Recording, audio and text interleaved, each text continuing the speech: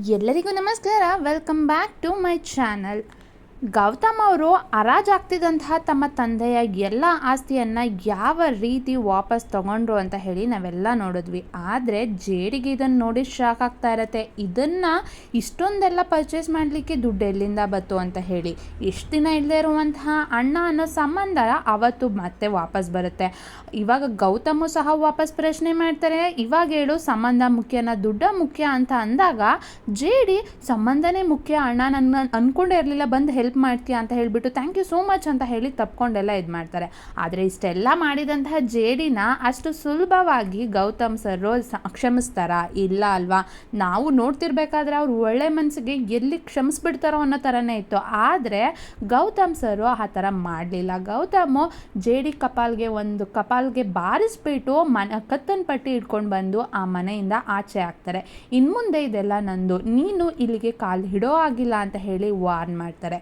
ಆದರೆ ಜೇಡಿಗೆ ಅಷ್ಟೊಂದು ಎಲ್ಲ ಮಾಡಿದ್ರೂ ಸಹ ತಡ್ಕೊಳಕ್ಕಾಗತ್ತಾ? ಗೌತಮ್ ಮೇಲಿನ ಇನ್ನ ದ್ವೇಷ ಹೆಚ್ಚಾಗ್ತಾ ಹೋಗ್ತಾ ಇರುತ್ತೆ. ಈ ಕಡೆ ದಿಶಾ ಮೋಸ ಮಾಡಿದಾಳೆ, ಈ ಕಡೆ ಇದ್ದಿದ್ದು ಆಸ್ತಿ ಎಲ್ಲ ಕಳ್ಕೊಂಡಿದ್ದಾರೆ, ವಿದೇಶಕ್ಕೆ ಓಡೋಗ್ಬೇಕು ಅನ್ನೋ ಪ್ಲ್ಯಾನು ಸಹ ಫ್ಲಾಪ್ ಆಗಿದೆ. ಈಗ ಮುಂದೆ ಜೇಡಿ ಏನು ಮಾಡ್ತಾರೆ, ಯಾವ ರೀತಿ ತನ್ನ ದ್ವೇಷವನ್ನು ತೀರಿಸ್ಕೊಡ್ಲಿಕ್ಕೆ ಏನೆಲ್ಲ ಪ್ರಯತ್ನ ಪಡ್ತಾರೆ ಅಂತ ಹೇಳಿ ನಾವು ಕಾದು ನೋಡಬೇಕಾಗುತ್ತೆ.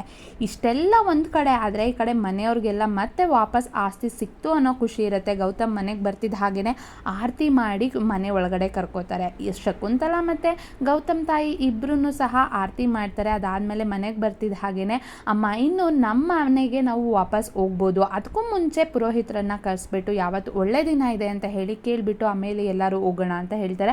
ಅದೇ ರೀತಿ ಪುರೋಹಿತರನ್ನು ಸಹ ಮನೆಗೆ ಕರೆಸಿ ಮನೆಗೆ ಹೋಗ್ಲಿಕ್ಕೆ ಅಂತ ಹೇಳಿ ಯಾವತ್ತು ಒಳ್ಳೆ ದಿನ ಇದೆ ಅಂತ ಹೇಳಿ ಗೌತಮ್ ಸರ್ ವಿಚಾರಿಸ್ತಾರೆ. ಅದಾದಮೇಲೆ ಪುರೋಹಿತರು ಮನೆಯಿಂದ ಆಚೆ ಬಂದು ಇನ್ನೇನೋ ಹೊರಡುವಂಥ ಸಂದರ್ಭದಲ್ಲಿ ಗೌತಮ್ ಮತ್ತು ಭೂಮಿಕಾಗೆ ಒಂದು ವಿಷಯ ಹೇಳ್ತಾರೆ.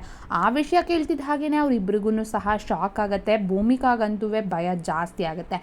ಏನು ಹೇಳ್ತಾರೆ ಪುರೋಹಿತರು ಅಂತ ಹೇಳಿದ್ರೆ, ಗೌತಮ್ ಅವರೇ ನಿಮಗೆ ಆಪತ್ತಿದೆ ಅಂತ ಹೇಳ್ತಾರೆ. ಈ ಮಾತನ್ನ ಕೇಳ್ತಿದ್ದ ಹಾಗೆಯೇ ಭೂಮಿಗೆ ಫುಲ್ಲು ಶಾಕ್ ಆಗುತ್ತೆ. ಏನು ಹೇಳ್ತಾ ಇದ್ದೀರಾ, ಏನು ಆಪತ್ತ ಅಂತ ಅಂದಾಗ ಹೌದು ಗೌತಮ್ ಅವ್ರ ಜೀವಕ್ಕೆ ಆಪತ್ತಿದೆ ಅಂತ ಹೇಳ್ತಾರೆ. ಇದನ್ನು ಕೇಳಿ ಅವಳು ಫುಲ್ಲು ಶಾಕ್ ಆಗಿ ಹಾಗೆ ನಿಂತ್ಕೊಬಿಡ್ತಾರೆ.